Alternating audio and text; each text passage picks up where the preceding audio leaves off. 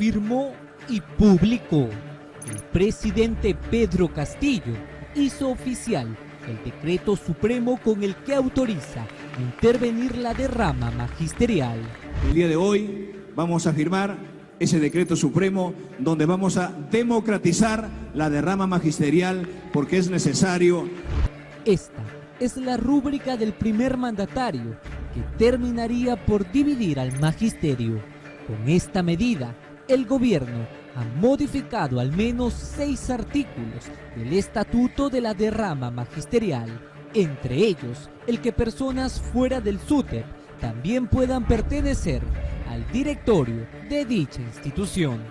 Hay una intervención que evidencia uso y abuso del poder y que más que tema legal tiene una finalidad política. Recuerda que este presidente, su sindicato gobernista, ha buscado destruir al SUTEP, ha buscado destruir a la derrama magisterial.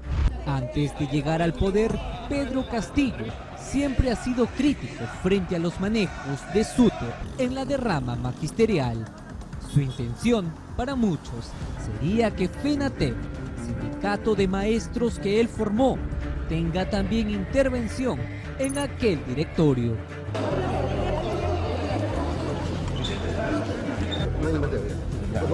La FENATE, federación que antes se nombró CONARE Movadef, fue creado después de la huelga magisterial en el 2017.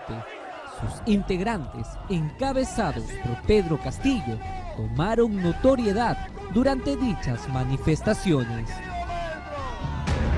Además, cuando ingresaron al propio Congreso de la República para reunirse con parlamentarios fujimoristas, entre ellos Héctor Becerril. Pero el FENATE logró su registro oficial con Pedro Castillo en su primera semana de gobierno. Actualmente, la derrama magisterial cuenta con una cadena de librerías, hoteles e incluso tiendas de electrodomésticos, manejando activos de más de 2 millones de soles. De ahí el interés por manejarla. Y el deseo de meter las manos en el dinero de los maestros y auxiliares de educación del país. ¿Por qué decimos esto? Se habla de un proceso electoral. La pregunta es, ¿con qué plata se va a cubrir ese proceso electoral que no va a significar el gasto de unos soles, porque se va a desarrollar en todo el país? ¿El dinero del gobierno? No, el dinero de los maestros. Y esto es absolutamente ilegal. Están viendo la derrama como un botín de tiempo atrás.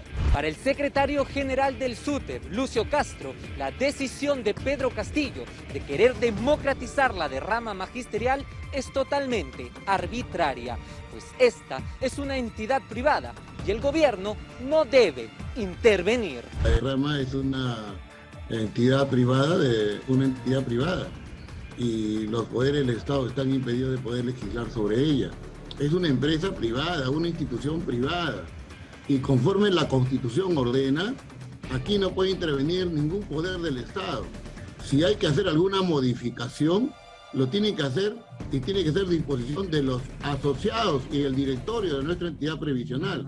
Los docentes afiliados a dicha entidad también se muestran en contra de esta decisión. Que es su desesperación, pues, ante tanta ineptitud, ante tanta incapacidad, y de repente ve como un caballito de batalla y que puede lograr algo, entre comillas, pero no es nada positivo, porque está en juego nuestros aportes que damos mensualmente, está en juego, y al final va a traer en quiebra. Jamás debe pasar a manos del Estado.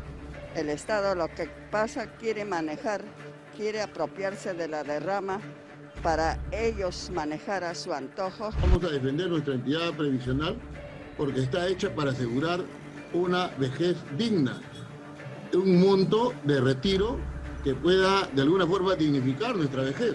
¿Y de qué manera la van a defender? A través de acciones legales y a través también de acciones de fuerza. Con esta medida, la división magisterial sería un hecho. Los únicos beneficiados serían los de la FENATE, quienes si toman el control de la derrama magisterial, según los maestros, podrían acabar con ella.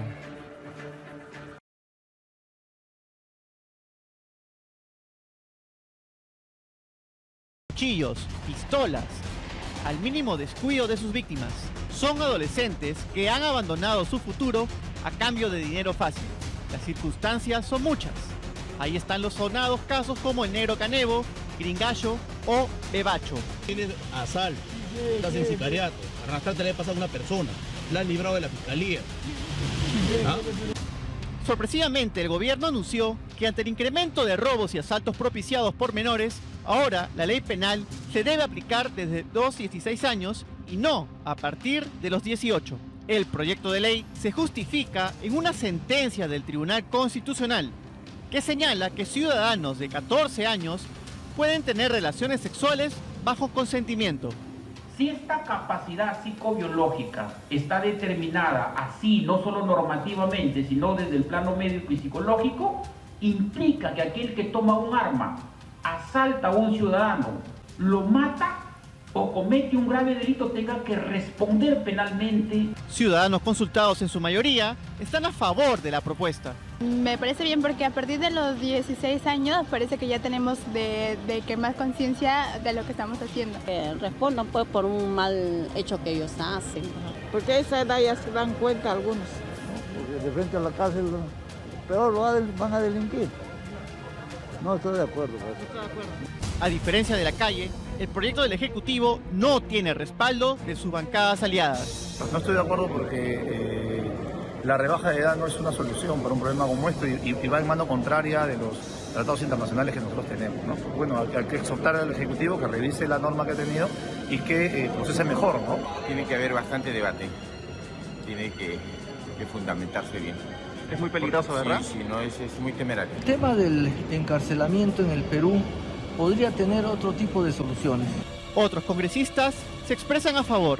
Que sí deberíamos de ser más drásticos porque si no ellos se amparan en ese vacío de ley y cometen actos delictivos. Tenemos que abrir el debate porque una de las cosas que justamente ha ayudado a incrementar la ola de delincuencia en nuestro país es precisamente la impunidad que se tiene con respecto a estos adolescentes que violan las leyes. En el Perú existe un total de 1.007 jóvenes entre 16 y 18 años recluidos en centros juveniles, principalmente en Lima, Huancayo y Pucallpa. Las infracciones cometidas, porque no se les puede considerar delitos, en su mayoría son robo, violación y homicidio. Expertos coinciden en que aplicar la ley penal a jóvenes será contraproducente, aumentará la sobrepoblación carcelaria y se incumplirán tratados internacionales. Esa medida está dirigida más bien a aumentar el clientelaje, como se dice, de los procesos penales. Me parece como, digamos, como hablar de la pena de muerte, ¿no? No serio, no me parece serio.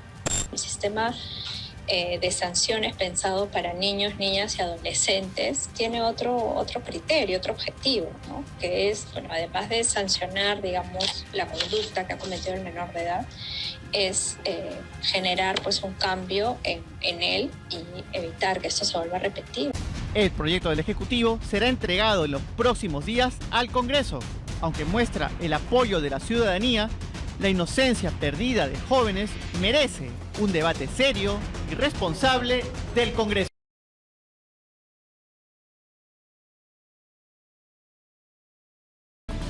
El Congreso aprobó nuevas normas para el ingreso y permanencia de extranjeros en el país. Ahora se deberá exigir documentos regularizados para poder dar hospedaje o alquilar un inmueble a un extranjero. Nuevas regulaciones en cuanto al ingreso, permanencia y sobre todo residencia de extranjeros en el Perú regirán con la modificación del Decreto Legislativo de Migraciones aprobada por el Congreso. La norma se refiere en parte a los servicios de hospedaje y alquiler de inmuebles a extranjeros y precisa que los arrendadores deben exigir un documento que acredite la situación migratoria regular del extranjero con quien suscriba el contrato y quienes habiten el inmueble. Además, es responsabilidad del arrendador informar del contrato a la Superintendencia Nacional de Migraciones a través de sus plataformas digitales. De no hacerlo, el titular del servicio de hospedaje será sancionado con una multa por brindar alojamiento sin registrar nacionalidad y documentos.